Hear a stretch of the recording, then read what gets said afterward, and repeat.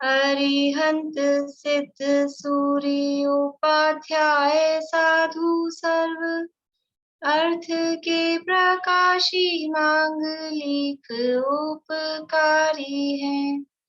तिनको स्वरूप जान रागते भई जो भक्ति काय को नवाए स्तुति को उचारी है।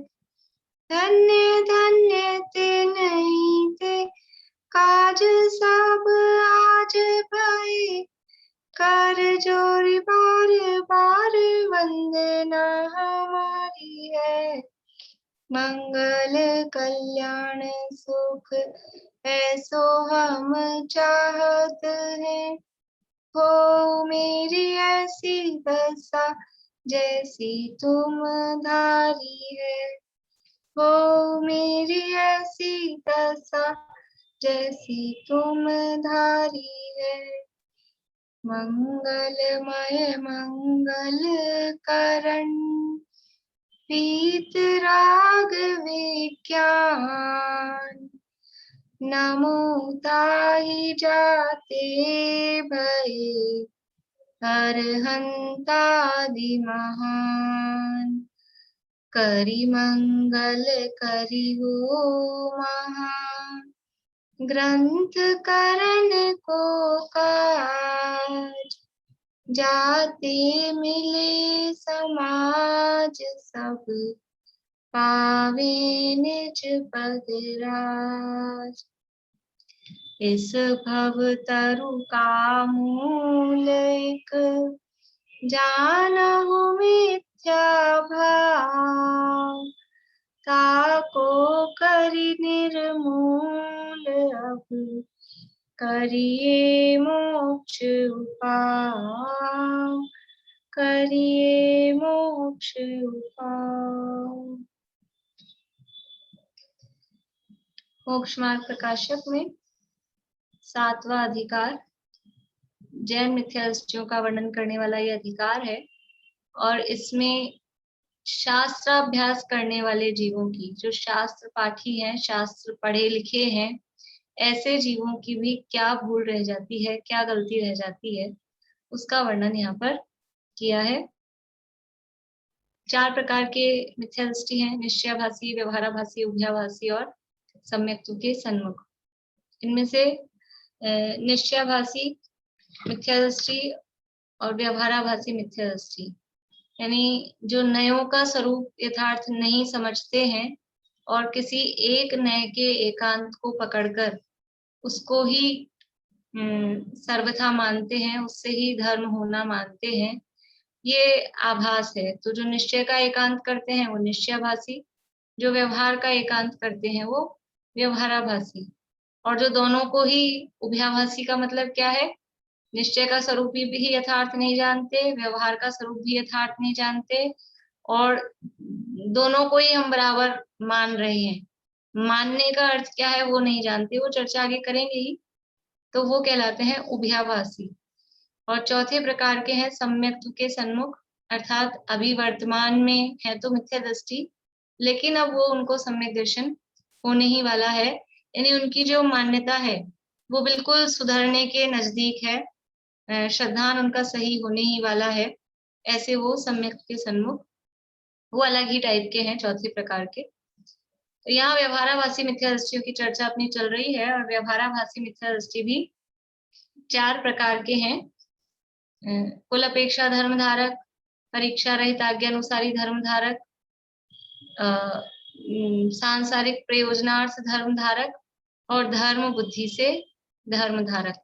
एक जो उस दिन भारती आंटी का क्वेश्चन था, यहाँ जो पेज नंबर 222 पे जो 3rd पैरा है, पेज नंबर 222 पे 3rd पैरा है, उसमें ये लग रहा है कि वो भी सांसारिक प्रयोजन के अर्थ ही ये काम कर रहा है। अरहंत आदि के नाम पूजनादिक से अनिष्ट सामग्री का नाश तथा इष्ट सामग्री की प्राप्ति मानकर रोग आदि मिटाने के अर्थ और धन आदि की प्राप्ति के अर्थ नाम लेता है। तो ये जो कर रहा है नीचे दिया है, परंतु जो जीव प्रथम से ही सांसारिक प्रयोजन सहित भक्ति करता है उसके तो पाप ही का अभिप्राय हुआ। ध्यान है आपको भारती आंटी, आपका क्वेश्चन ये था कि ये सांसारिक प्रयोजनार्थ है तो फिर इसको यहाँ क्यों लिया, ये तो धर्म बुद्धि से धर्म धारक है। तो उसमें मैं देख रही थी, 2-3 दिन से सोच रही थी, तो मतलब यही समझ में आ रहा है कि सांसारिक प्रयोजनार्थ में क्या लिया है वहां सांसारिक प्रयोजन, कि एक तो वो आजीविका के अर्थ और लौकिक बढ़ाई के अर्थ, वहां वो सांसारिक प्रयोजन में मेन उनका उद्देश्य, मतलब वो जो पूरा वर्णन किया है उसमें क्या वर्णन है कि वो अपनी कमाई का साधन धर्म को बना रहा है, उसको धर्म से मतलब नहीं है, उसको कमाई से या मान बढ़ाई से उससे मतलब है, वो सांसारिक प्रयोजन है। और यहाँ पर यानी वहां तो वो पूजा क्यों कर रहा है कि ये इससे मुझे कमाई होगी, अभी वर्तमान में धन मिलेगा, इसलिए वो पूजा पाठ कर रहा है। और यहाँ पर वो पूजा पाठ कर रहा है तो इसलिए नहीं कि मुझे इससे अभी वर्तमान में कमाई होगी, लेकिन अभिप्राय क्या है कि ये पूजा करूंगा तो पुण्य बंधेगा, पुण्य बनने से, पुण्य के उदय से पैसा आता है, कमाई होती है। तो वो थोड़ा सा दो मतलब उसमें वाया हो गया अभी यहाँ पे जो प्रयोजन है। और यहाँ इष्ट का प्राप्ति, अनिष्ट का नाश है, ऐसा सांसारिक इस तरह का लौकिक प्रयोजन है। वहां तो सीधा बस कमाई धंधा अपना इससे चले, ये सांसारिक प्रयोजन है। ऐसा ही थोड़ा सा डिफरेंस दोनों में समझ में आता है, बाकी तो इसमें भविष्य का ले ले क्या, इसमें भविष्य का बोल सकते क्या? हाँ ऐसा समझ सकते हैं कि भविष्य में भविष्य का मतलब अगला भाव नहीं, भविष्य का नहीं, मतलब यही वर्तमान भाव, में ही भविष्य। हाँ वर्तमान में ही, लेकिन थोड़ा सा हाँ, बाद, वहां पर ये कि अभी हम ये काम करेंगे तो इससे हमारी कमाई धंधा होगा, ऐसा थोड़ा प्रयोजन। कि कोई शास्त्र स्वाध्याय इसलिए कर रहा है, करा रहा है कि इससे हमको रुपया मिलता है, इसलिए पढ़ा रहे हैं कि पढ़ाने का अपना काम है, ये पढ़ा के पैसा लेंगे। और एक इसलिए पढ़ा रहा है कि पढ़ाने से पुण्य बंद होगा, पुण्य से पुण्य बंद होगा तो अनुकूलता मिलेगी ही, सामग्री मिलेगी ही, ऐसा उद्देश्य। वो बोलो पारू।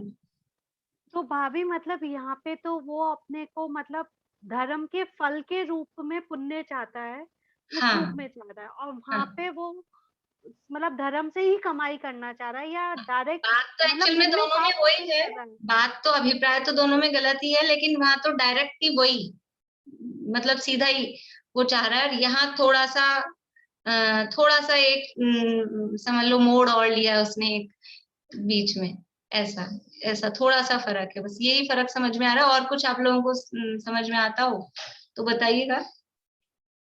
उस दिन आपने जब से पूछा था उस समय तो नहीं समझ आया था एकदम से, फिर और मैंने देखा विचार किया तो यही समझ में आया। ठीक है, ये मुझे बताना था। आगे कल हम पढ़ रहे थे 225 पेज पे 225, सातवां अधिकार मोक्षणा प्रकाशक। कल यहाँ भाव भासना क्या है, ये सप्त तत्व का अन्यथा रूप यहाँ पर शुरू किया है कि वो धर्म बुद्धि से धर्म धारण करता है। और 7 तत्वों का क्या, 7 तत्वों के नाम जानता है, सब समझता है, लेकिन फिर भी उनका स्वरूप किस तरह से गलत समझता है। अभी ये अपन जो पढ़ेंगे तो यहाँ पढ़ेंगे, और ये एक यही भूल चौथे अधिकार में या 6 डाला में, 6 डाला में भी 7 तत्व संबंधी भूल बताई है, और यहाँ 7वें अधिकार में भी 7 तत्व संबंधी भूल है। तो दोनों में क्या फर्क है, चौथे अधिकार में, 7वें अधिकार में, या 6 डाला वाली में और यहाँ वाली में? तो मूलभूत तो अंतर यही है कि वो तो बिना पढ़ा लिखा गलती करता है और ये पढ़ा लिखा गलती कर रहा है। तो वो पढ़ लिख के जो पढ़ लिख लिया है उसकी और क्या गड़बड़ हो रही है वो यहाँ बताएंगे। तो यहाँ तो कल अपनी बात चली थी भाव भासना। भाव भासना का मतलब क्या है कि जिस चीज का हमको भाव भासत होता है तो वो शब्द लेते ही, वो नाम लेते ही हमको समझ में आ जाए। जैसे पानी बोला, जल, वाटर, तो इसकी भाव भासना है हमको, पानी बोलते ही समझ में आता है कि पानी का मतलब क्या। नींबू बोला, नींबू नहीं, इमली बोला, अभी तो रात हो गई इमली बोलते ही क्या होता है, मुंह में पानी आ जाता है। कि इमली बोलते ही, अब जिसने कभी जिंदगी में इमली नहीं खाई हो, इमली देखी नहीं हो, आजकल के बच्चों ने नहीं देखी होगी, पहले तो कच्ची इमली और वो आती थी, मिलती थी, खाते थे।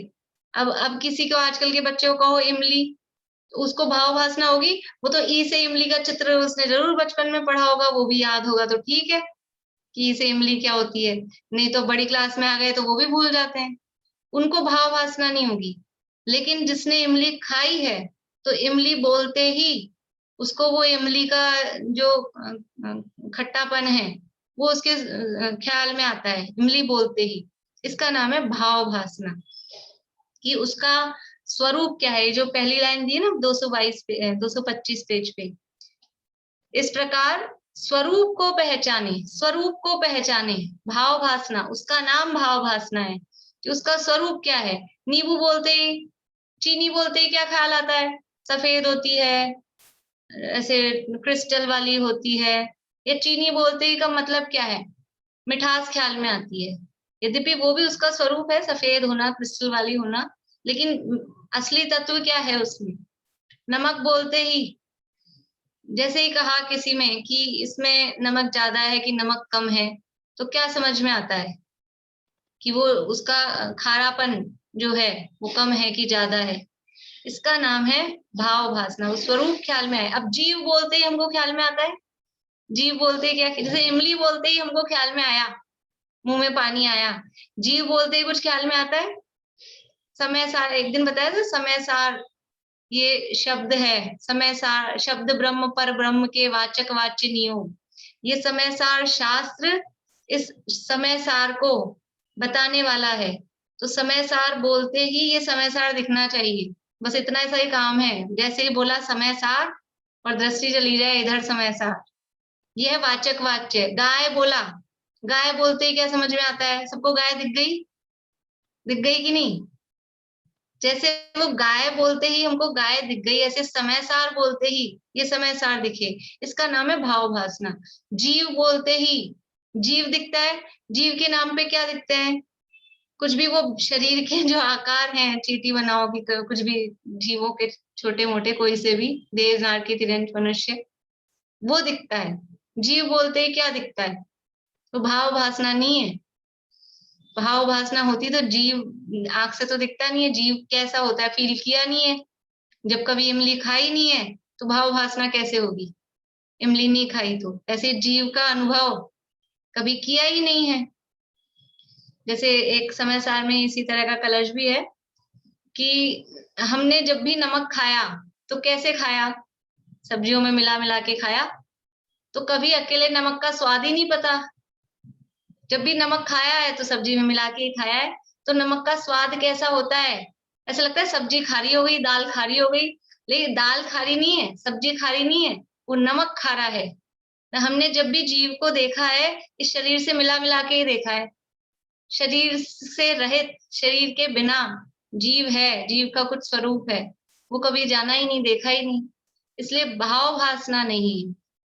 भाव भासना का मतलब वही है कि वो नाम लेते ही, वो शब्द लेते ही, अभी हम लोग आपस में एक दूसरे को पहचानते हैं, तो जिसका नाम लेते ही, मैं किसी एक का नाम लेती हूँ तो बाकी लोगों को समझ में आ जाता है कि नहीं, उसका चित्र भले ही स्क्रीन पे सामने आपको वो दिख रहा हो कि नहीं दिख रहा हो, पर कभी ना कभी एक दूसरे को देखा है, तो इससे पूछा, मतलब कि ये इसकी शक्ल कैसी है, वो ख्याल में आती है कि नहीं? इसका नाम भाव भासना है, कि वो नाम लेते ही, वो शब्द लेते ही वो स्वरूप हमको ख्याल में आ जाए। और वो स्वरूप ख्याल में नहीं आता है, इसका मतलब भाव भासना नहीं है। इस प्रकार स्वरूप को पहचाने, यहीं से पढ़ते हैं 225 पेज पे ऊपर से ही। इस प्रकार स्वरूप को पहचाने, उसका नाम भाव भासना है। शिवभूति मुनि जीवादि का नाम नहीं जानते थे और तुष माश भिन्न ऐसा रखने लगे। ये गाथा पढ़नी है, देखिए नीचे गाथा। तुष्मासं घोषन्तो भाव विशुद्धो महानुभावोय नामेण यशिव भूयि केवलनानि फुडम जाओ। भाव पाहुड़ ग्रंथ है, अष्टपाहुड़ में भाव पाहुड़, उसकी 53 नंबर की गाथा है। तुष्मासम घोषंतो, तुष मास ऐसा घोषण मतलब धोकता हुआ, ऐसे बोलते रटता हुआ, तुष्मास ऐसा रटता हुआ, भाव विशुद्धो ये महान, भाव विशुद्धो महानुभावो ये, भावों की विशुद्धि के कारण जो महानुभाव हुआ। महानुभाव, महानुभाव किसे बोलते हैं? महानुभावों, देवियों और सज्जनों। महानुभाव मतलब कोई महान व्यक्ति, महान, अभी तो हम मजाक के रूप में बोलते हैं, लेकिन महानुभाव मतलब जो महान हुआ है, जो महान है, ऐसे महान हुए। नामेण ये शिव भूई, जिनका नाम क्या था? शिव भूई, यानी शिव भूति उनका नाम था। केवल नानी फुडम जाओ, वो केवल यानी बन गए। ये फुडम यानी स्पष्ट, जाओ यानी स्पष्ट जाता है, फुडम जाते हैं, स्पष्ट दिखाई दे रहा है, स्पष्ट है, सबको पता है कि जो शिवभूति नाम का जो महानुभाव थे, मुनिराज थे, महाराज थे, वो तुष मास को रटते हुए भी, बस तुष मास ऐसा रटते हुए भी भावों की विशुद्धता के कारण केवल ज्ञानी हो गए, ऐसा ये स्पष्ट है। फुडम जाओ, फुडम का मतलब स्पष्ट, जाता स्पष्ट है, ऐसा। तो शिवभूति मुनि, ये कहानी सबको पता है। इस गाथा से पहले जो 52 नंबर की गाथा है, ये इन गाथाओं में, इसके आगे पीछे की भी जो गाथाएं हैं उसमें इसी तरह के कुछ उदाहरण हैं। यानी एक उदाहरण पॉजिटिव है, एक नेगेटिव है, इस तरह का आगे पीछे 8-10 गाथाओं में दिया है कुंकुनाचार्य ने। तो इससे पहले वाली जो गाथा है उसमें ये कहा कि 11 अंग का पाठी हो जाए लेकिन भावों की विशुद्धता नहीं है तो वो कुछ नहीं है। वो उसमें कहानी है, अभव्य सेन नाम के मुनिराज थे, द्रव्यलिंगी मुनि। अभव्य सेन नाम के द्रव्यलिंगी मुनि 11 अंग के पाठी हो गए। 11 अंग का पाठी मतलब लगभग संपूर्ण जिनवानी को ही जानने लगे। 12 अंग में से 11 को जान रहे हैं, तो लगभग पूरी जिनवाणी को जानने के बाद भी भाव विशुद्ध नहीं हुआ, अंदर सम्यक दर्शन प्रकट नहीं हुआ, तो वो संसार में परिभ्रमण करते रहे, वो संसार के ही तत्व में। ऐसे और भी उसमें आगे पीछे कहानियां दी हैं। तो यहाँ तुषमास भिन्न है, तुषमास भिन्न है, ऐसा खाली वो तो तुषमास ही रट रहे थे, तुषमासम घोषण तो भिन्न है, ये तो बाद में वो दाल और छिलका को देखा ना, जब समझ में आया। वो मारुष मातुष उनको कहा था और वो मारुष मातुष भी भूल गए और तुषमास तुषमास तुषमास तुषमास, बस ये जैसे राम राम राम राम ऐसे रटने को कह देते हैं ना अन्य मतों में कि राम का नाम लो, ऐसे वो तुषमास तुषमास तुषमास, तो वो रटने लगे। अब वो समझ नहीं आ रहा था कि भाव नहीं भाषित था तब तक, और जैसे ही वो दाल और छिलका अलग अलग देखा तो ये तुष और मांस ये भिन्न है, यही तो मैं बोल रहा हूँ, यही तो आचार्य ने कहा है। और ऐसा कह के भावों की विशुद्धता हुई और अंदर आत्मा में एकाग्र हुए और श्रेणी चढ़ ली और केवल ज्ञान प्रकट हो गया। इसलिए भावों की विशुद्धि वो मस्ट है, वो आवश्यक है। भाव भाषण, भाव विशुद्धि मतलब भाव भाषण होना वो जरूरी है।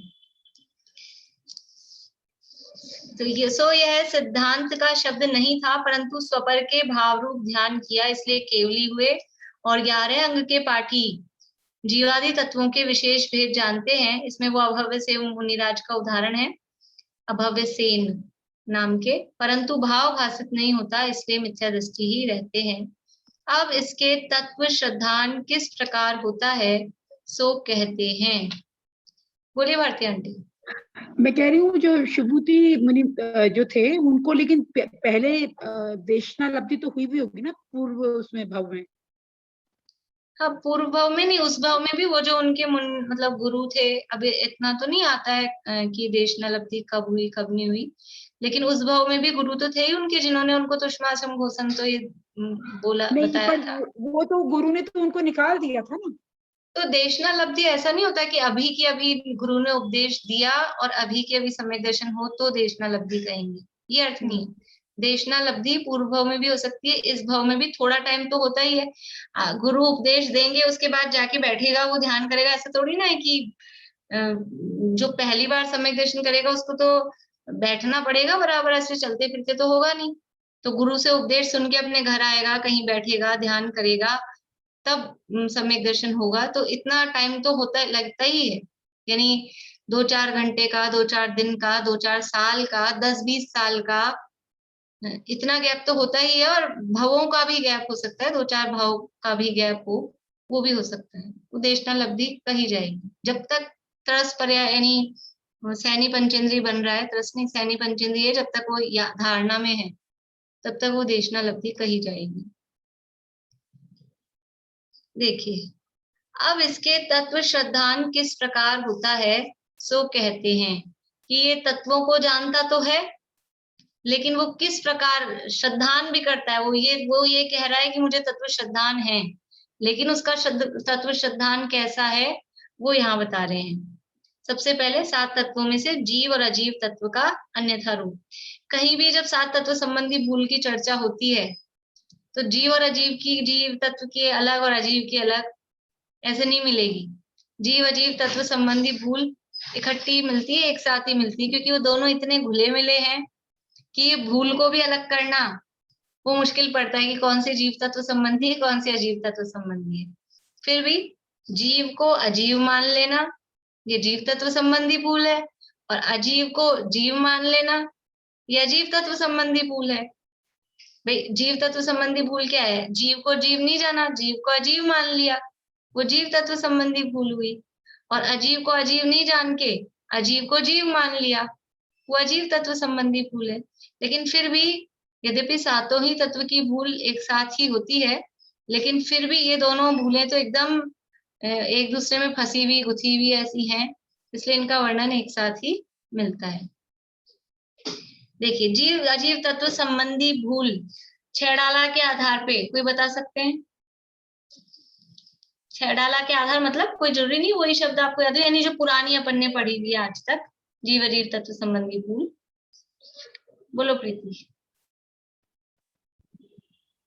जीवादि प्रयोजन भूत तत्व सरदे तिन माहे विपर्यत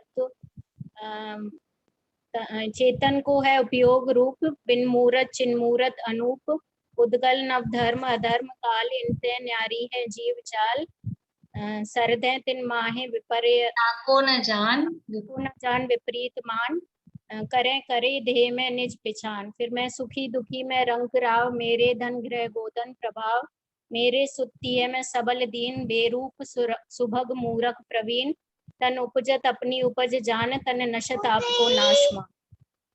बढ़िया। ये जीव अजीव तत्व संबंधी भूल जो आज तक हमने समझ रखी है।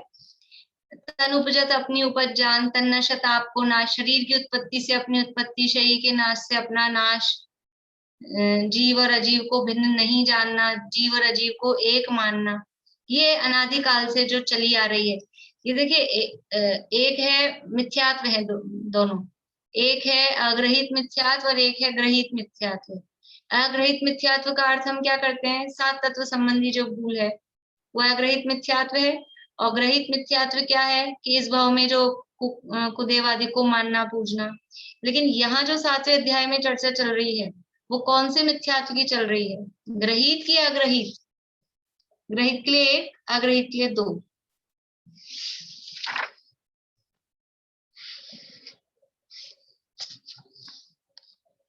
सातवें अध्याय में कौन से मिथ्यात्व की चर्चा चल रही है? ग्रहित के लिए 1, अग्रहित के लिए 2। बढ़िया, 2-3 लोगों का ठीक है। ग्रहित मिथ्यात्व की चर्चा चल रही है। अग्रहित मिथ्यात्व की चर्चा तो 4थे अधिकार तक थी, 5वें 6ठे 7वें तीनों में ग्रहित मिथ्यात्व की चल रही है। अभी यहाँ जो हम स्वरूप पढ़ेंगे ये अनादिकाल का, अभी अपन खुद देख लेंगे कि यहाँ जो ये भूल बता रहे हैं ये अनादिकाल की चली आ रही है कि इस भाव में। पहले ही कहा, अभी थोड़ी देर पहले क्लास शुरू होते ही कहा, शास्त्र पढ़कर क्या भूल कर रहा है, तो शास्त्र पढ़कर फिर नया मिथ्यात्व ग्रहण किया, इसलिए ये ग्रहित मिथ्यात्व है। देखिए यहाँ चौथा अधिकार है 80 पेज पे, जीव अजीव तत्व संबंधी अयथार्थ श्रद्धान। बुक सबके पास में है ही तो खोल सकते हैं। 80 पेज नंबर 80। अपन ऐसा इधर से और उधर से थोड़ा सा कंपैरिजन करेंगे तो समझ में आ जाएगा। चौथे अधिकार में है अग्रहित मिथ्यात्व वाली भूल की चर्चा, मतलब अनादिकाल से जो चली आ रही है वो। और यहाँ 7वें अधिकार में 2-2 बार क्यों लिखी पंडित जी ने? भूल गए थे क्या कि मैं चौथे में लिख के आ चुका हूँ? फिर से कई बार ऐसा होता है ना, इतना बड़ा शास्त्र बहुत दिन पहले लिखना चालू किया था, जैसे कि कभी कभी मान लो मैं लिखती हूँ ना नोट्स, तो मैं भूल जाती हूँ ये पीछे किसी में बात आ गई थी क्या, तो रिपीट भी कर देते हैं उसको। तो ऐसे पंडित जी सब भूल गए होंगे कि नहीं, वो अपने जैसे इतनी हल्की बुद्धि वाले नहीं थे कि भूल गए, उन्होंने दोबारा लिखी है तो कोई ना कोई प्रयोजन है। तो यहाँ जो चौथे में लिखी है ये अग्रहित मिथ्यात्व वाली भूल है, और यहाँ जो 7वें में दी है ये ग्रहित मिथ्यात्व वाली भूल है। देखो 80 पेज पे पढ़ते हैं। अनादिकाल से जीव है, वह कर्म के निमित्त से अनेक पर्याय धारण करता है, वहां पूर्व पर्याय को छोड़ता है, नवीन पर्याय धारण करता है। मैं ज्यादा एक्सप्लेन नहीं करूंगी, केवल रीडिंग कर रही हूँ ताकि ख्याल में आ जाए, ठीक है ना।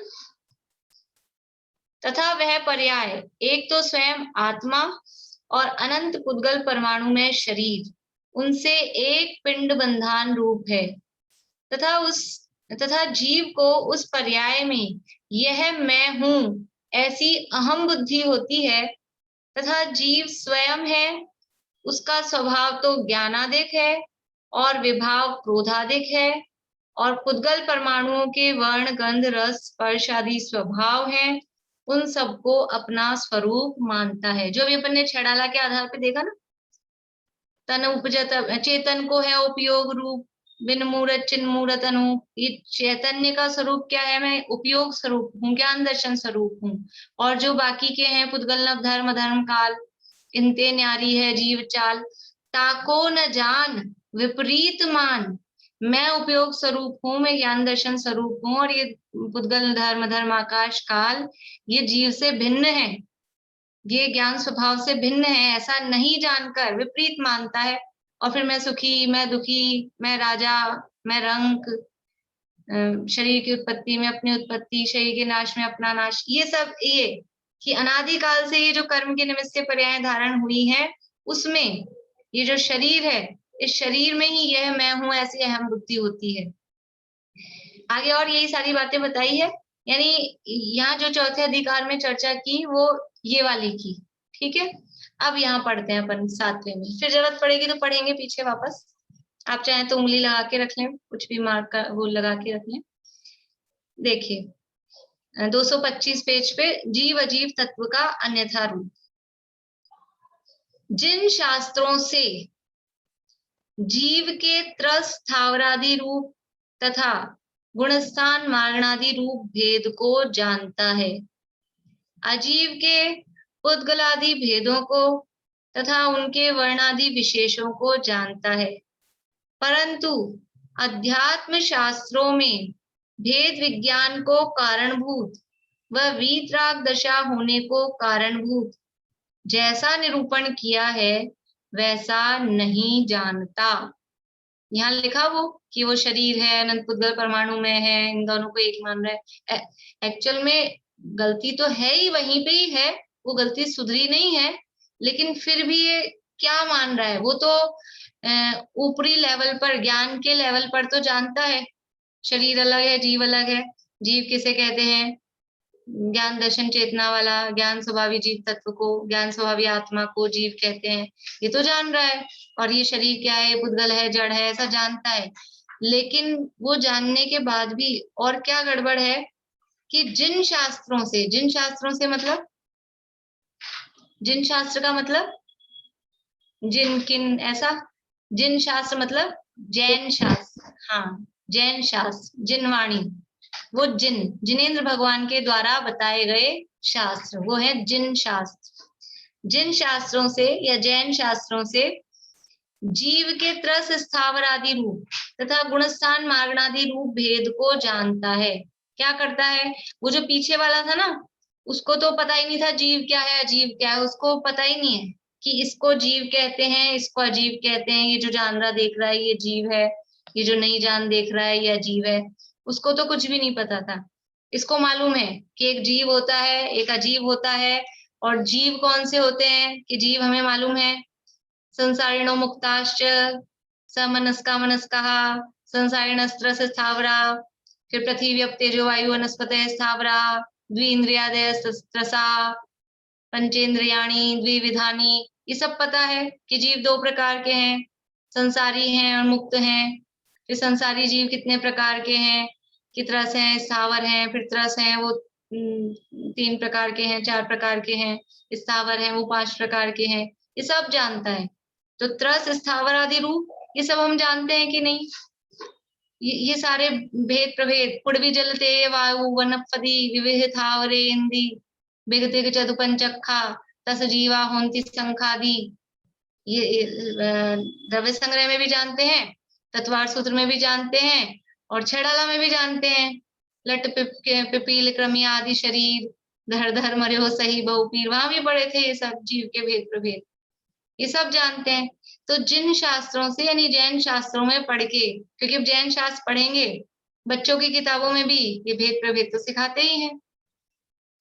तो जीव के त्रस, स्थावर आदि रूप और तथा इतना ही नहीं पढ़े हम, मग्गण गुण ठाणे ही है 14 दसही हवंती, ये भी हमने पढ़ा है। 14 मार्गणाएं, 14 गुणस्थान। कौन कौन सी है मार्गणाएं? कौन कौन सी मार्गणाएं किसको याद है अभी? बोलिए भारती आंटी। गति इंद्रिय काय, योग वेद कषाय, ज्ञान दर्शन नहीं, ज्ञान संयम ज्ञान संयम, ठीक है, ठीक है, दर्शन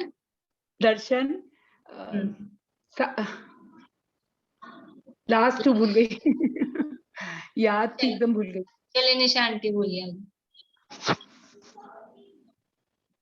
गैंद्रिये सुकाये जोगे वेदे कसाय नाणेय सम्मदंसन नाणम भव्या नहीं, संजम दंसन लेसा, संजम दंसन लेशा भव्या सम्मत नाणेय भव्या सम्मत सन्नी आहारे। सन्निया भूल ही जाते हैं। पूर्णिमा आंटी बोलिए। गति इंद्रिय काय, योग वेद कसाय, ज्ञान संयम दर्शन, लेस्या भव्यत सम्यक्त संगी और आहार। बढ़िया, बोलिए प्रमिला जी। लगाइए।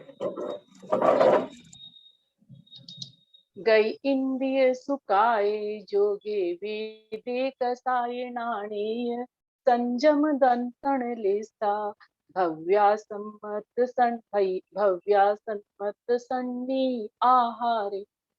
बढ़िया, ये 14 मार्गणाएं ये जान ली, डिटेल भी थोड़ी थोड़ी सी पढ़ ली, बहुत ज्यादा नहीं सही, थोड़ी थोड़ी सी डिटेल भी पढ़ ली। गतियां 4 होती हैं, इंद्रियां 5 होती हैं या फिर 2 होती हैं, द्रवेंद्रिय भावेंद्रिय।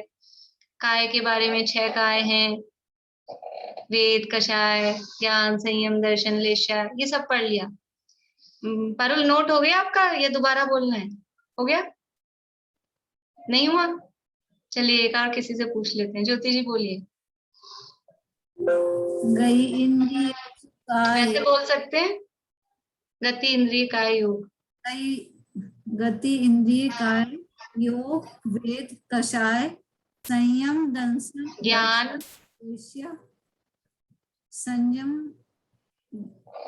ज्ञान और भव्य संगी आहार। चलो प्रीति बोलो, वो उसको सही करना है, वो लिख रही है ना पारुल। हाँ पारुल अब सुन लेना ध्यान से। गति इंद्रिय काय योग वेद कषाय ज्ञान संयम दर्शन लेशा भव्यत्व सम्यक्त्व संगी और आहार। बढ़िया, ठीक है। ये 14 मार्गणाएं हैं, इनके ये जान लिया, जीव के भेद प्रभेद जान लिए। त्रस है, स्थावर कौन से हैं, त्रस कौन से हैं, ऐसे ये मार्गणाएं। मार्गणा किसे कहते हैं? मार्गणा किसे कहते हैं? बोले ममता भाभी। जहाँ जीव की खोज की जाती है। बढ़िया, जीव को खोजने के स्थान, जिन भावों में या जिन पर्यायों में जीव को खोजा जाता है उसे मार्गणा स्थान कहते हैं।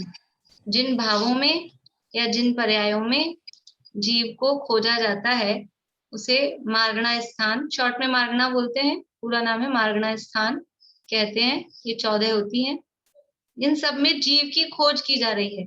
ढूंढना जीव को ही है। अब ये नहीं समझ रहा है कि मार्गणा क्यों बताई गई थी। ये मार्गणाओं में मार्गणाओं को नहीं देखना था, मार्गणा में जीव को खोजा जा रहा था। तो मार्गणाएं तो याद कर ली, लेकिन मार्गणा का स्वरूप ही ये है कि जहाँ जीव को खोजा जा रहा है, तो उसमें खोजा के हम निकल गए घर से। ऐसा होता है ना, फ्रिज खोल लिया, अब पता ही नहीं क्या लेना था फ्रिज में से, और सारा कुछ भी काम कर लिया, उसमें कुछ देख लिया, ऊपर नीचे जमा दिया वापस से और बंद कर दिया। ये खोला क्यों था फ्रिज? जिस जिस ऐसे हमने ये मार्गणाएं पढ़ी क्यों थी, मार्गणाओं में बताया किसको था, ढूंढना किसको था, कि ढूंढना था जीव को, वो भूल गया। तो खाली नाम जान लिया है उसका, मार्गणाओं में भी सब भेद प्रभेद हैं, सारे वर्णन है, वो सब सीख लिया। ऐसे ही गुणस्थान को जान लिया। गुणस्थान, गुणस्थान पहले कितने होते हैं ये पूछ लें या पहले परिभाषा बता रहे हैं? क्या याद है आप लोगों को? नाम याद है, वो ज्यादा सरल है। गुणस्थान 14 होते हैं। पारुल याद है आपको? बोलिए। नाम तो कभी पढ़े नहीं, पता है 14 है। चलिए, समीक्षा आपको याद है? मिथ्यात्व, सासादन, मिश्र, थोड़ा धीरे। मिथ्यात्व, सासादन, मिश्र, अविरत, अविरत सम्यक्त्व, अविरत सम्यक,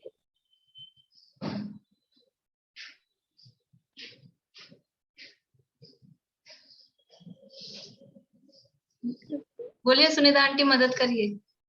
देश विरत, प्रमत विरत, अप्रमत विरत, और फिर है वो अवनिविरत, अवनिविरत, नहीं नहीं, अपूर्वकरण, अपूर्वकरण, अनिवृत्तिकरण, और फिर वो छीनमो, नहीं उपशांत। मीना चाची बोलिए आगे। वो बोल देती हूँ, धोया बोल देती हूँ। रुक जाइए अभी।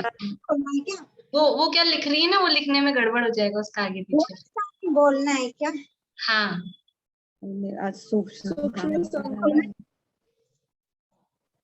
मिथ्यात्व, सासादन और सासादन और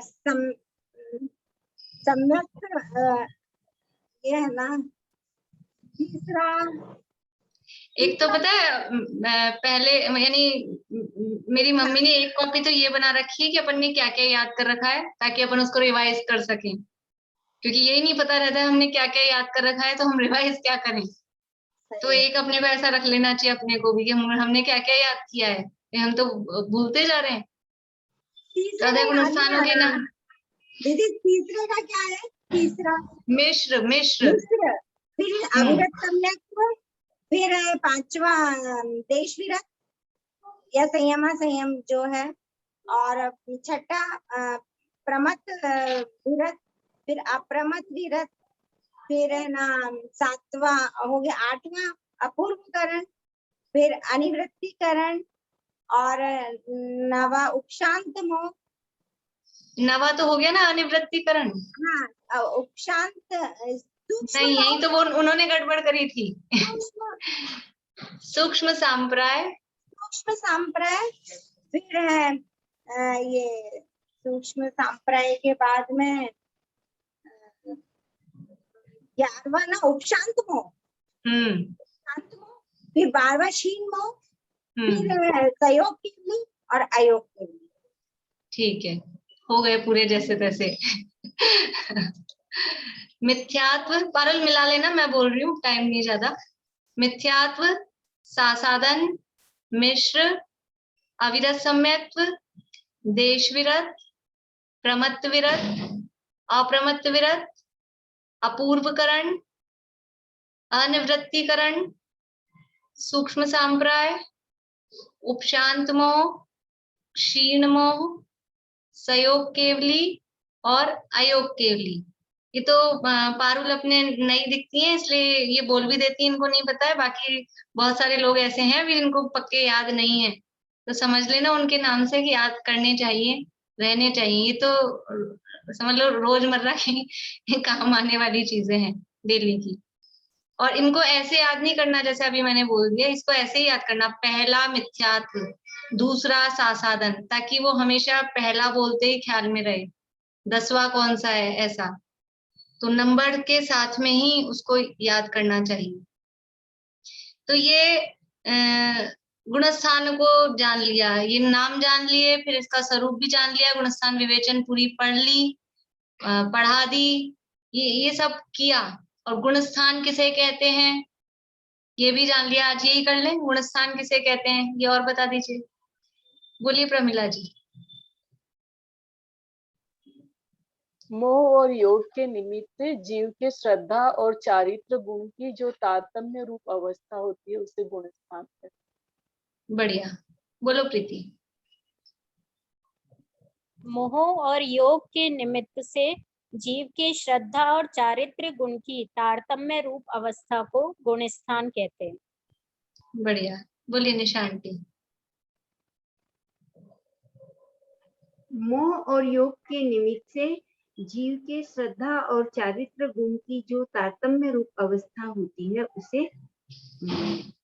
ये गुणस्थान। तो अब इसमें भी क्या है परिभाषा में, मोह और योग के निमित्त से अवस्था किसकी हो रही है, जीव की, जीव के श्रद्धा और चारित्र गुण की, लेकिन उसमें है कौन, उस अवस्था में कौन है, उस अवस्था में गुणस्थानों में कौन है, ये गुणस्थान जीव की अवस्था है, गुणस्थान बाहर में किसी की अवस्था नहीं है। गुणस्थान की परिभाषा सीख ली, परिभाषा रट ली, सारे नाम रट लिए, और उन गुणस्थानों की परिभाषाएं भी रट ली, मिथ्यात्व गुणस्थान किसे कहते हैं, सासादन गुणस्थान किसे कहते हैं, वो परिभाषाएं रट ली। उसमें गमनागमन क्या है, कौन से गुणस्थान से कौन से गुणस्थान में जा सकते हैं, कौन से कौन से में आ सकते हैं, उनकी क्या विशेषताएं हैं, कब क्या हो सकता है, किसका मरण हो सकता है, किसका नहीं हो सकता है, सब जान लिया। लेकिन जान तो लिया, लेकिन वो जानकर करना क्या था, रट लिया, पढ़ लिया, पढ़ा दिया, ये सब किया। तो कह रहे हैं जिन शास्त्रों से जीव के त्रस स्थावरादि रूप तथा गुणस्थान मारणादि रूप भेद को जानता है, ये तो जीव के जानता है। और अभी अजीव की चर्चा अपन अब कल करेंगे, अपना समय हो गया। अजीव के कौन से भेद प्रभेद हैं उनको जान लेता है, परंतु अध्यात्म शास्त्रों में भेद विज्ञान को कारणभूत व वीतराग दशा होने को कारणभूत जैसा निरूपण किया है वैसा नहीं जानता। यानी ये जो सब पढ़े भेद प्रभेद, इनका प्रयोजन क्या था, ये क्यों बताए गए, वो जो उन शास्त्रों में भी, कर्णान योग के शास्त्रों में भी जहां भी ये वर्णन है ना, वहां सब जगह आचार्यों ने, अब यद्यपि ये वर्णन चलेगा तो वर्णन में थोड़ा तो वो चलेगा ही, लेकिन लास्ट में शुरू में कहीं ना कहीं वो प्रयोजन भी लिखते हैं कि इन सब में जीव को देखना है, जीव को ढूंढना है, ये मैं जीव हूँ ऐसा उसमें देखना है। पर वो एक गाथा लास्ट में लिखी है, उस पर ध्यान ही नहीं जाता है। और अध्यात्म शास्त्रों में तो डायरेक्टली आत्मा को जानने की बात की गई है, उसको नहीं जानता है, उसमें रुचि नहीं लगती है, उसमें उपयोग नहीं लगता है। जैसे आज वो दिन में पूछ रहे थे ना कि वो दीपिका जी पूछ रहे थे कि वो आपने कह दिया ज्ञान का उपयोग ज्ञान में करो, तो वो ज्ञान में, ज्ञान मतलब कैसे करें वो समझ नहीं आता है।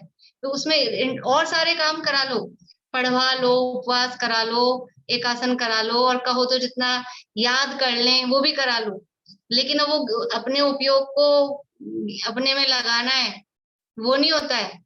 सामायिक के लिए बैठे तो 1 घंटा बैठ जाएंगे, खूब सारे पाठ पढ़ लेंगे, खूब देर तक माला खिसका लेंगे, लेकिन उपयोग अंदर में नहीं जाता है। तो असली वो जो प्रयोजनभूत काम करना है वो नहीं हो पाता है, इसलिए मिथ्या दृष्टि रह जाता है।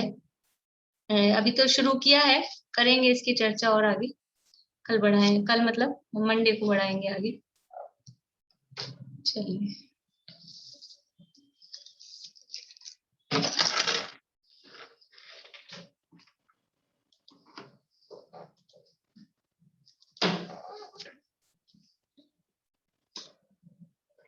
हे दुपद त्यागी मल्ल जिन मन मल्ल का मर्दन किया, एकांत पीड़ित जगत को अनेकांत का दर्शन दिया।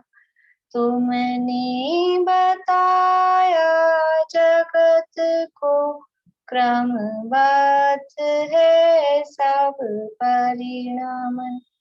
हे सर्वदर्शी सर्वज्ञानी नमन हो शत शत नमन। नमन हो शत शत नमन।